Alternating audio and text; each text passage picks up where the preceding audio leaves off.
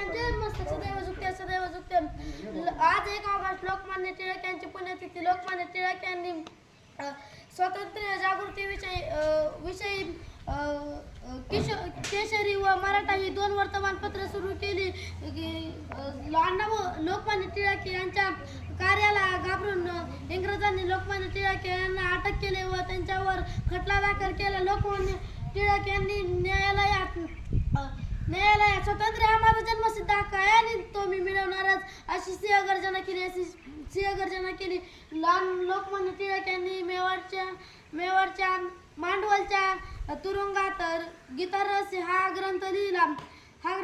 लोकमान्य टिळक यांनी शिवजयंती व गणेश उत्सव हे 2 उत्सव साजरे करायला सुरुवात केली.